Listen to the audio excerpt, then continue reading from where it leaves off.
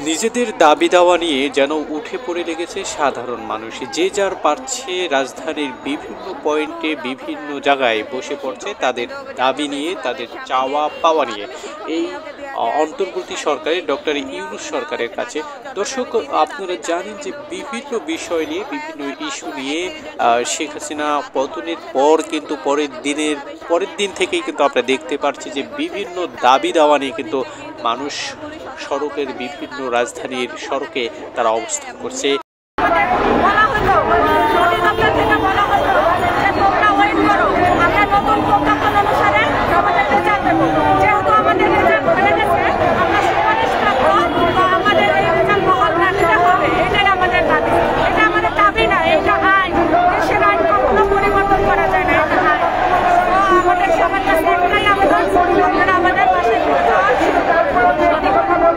আপনাদের যদি দাবি না মেনে নেওয়া হয় তাহলে আপনারা পরবর্তী কি? আসলে আমরা তো আজকে 4 দিন যাবত এখানে অবস্থান করতেছি।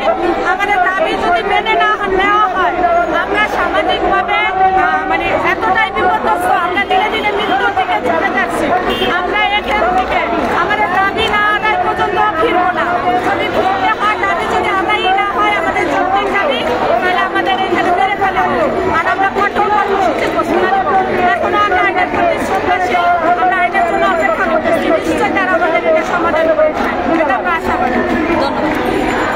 কেউ বা আনসার, কেউ বা পুলিশ, কেউ বা সরকারি চাকরির জন্য, কেউ বা আবার চাকরিচ্যুতর জন্য, কেউ বা তাদের বিভিন্ন সুযোগ সুবিধার জন্য দাবি নিয়ে, প্লেকার্ড নিয়ে, ব্যানার নিয়ে বিভিন্ন মানুষ কিন্তু এই সড়কে অবস্থান করছে। তারই পরিপ্রেক্ষিতে আজ কিন্তু দেখতে পাচ্ছেন যে প্রেস ক্লাবের সামনে যেই প্রধান সড়ক আছে, মেট্রো রেলের নিচে মেট্রো স্টেশনের সামনে যে সচিবালয় আছে, সেখানে কিন্তু যারা প্রাইমারি শিক্ষক যারা আছে, প্রাথমিক শিক্ষক, প্রাইমারি শিক্ষক, সহকারী শিক্ষক নিয়ে কিন্তু 2023 সুপারিশপ্রাপ্ত যে 6571 জন নিয়োগপ্রাপ্ত ছিল, তাদের কিন্তু নিয়োগপ্রাপ্তর জন্য তারা তাদের দাবি দেওয়া নিয়ে কিন্তু আবারও এসেছে। আমরা জানি যে বিগত সময়ে কিন্তু এরা আবারও এই দাবি দেওয়া নিয়ে, একই দাবি দেওয়া নিয়ে এসেছিল, আবারও তারা কিন্তু সেই দাবি দেওয়া নিয়ে এসেছে। তবে দাবি দেওয়া কেন শেষ হচ্ছে না, আর এত দাবি দেওয়া কেন অন্তর্বর্তী সরকারের কাছে?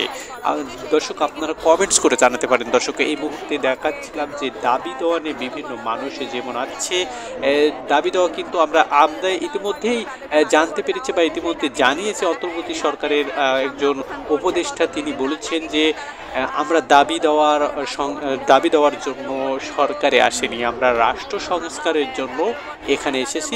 আপনাদের দাবি দেওয়া পূর্ণ করবে, দাবি দেওয়া মানবে বা দাবি দেওয়া বাস্তবায়ন করবে নির্বাচিত সরকার। তারপরেও কিন্তু আমরা দেখতে পাচ্ছি বিভিন্ন মহলে তাদের দাবি দেওয়া নিয়ে কিন্তু তারা আসছে।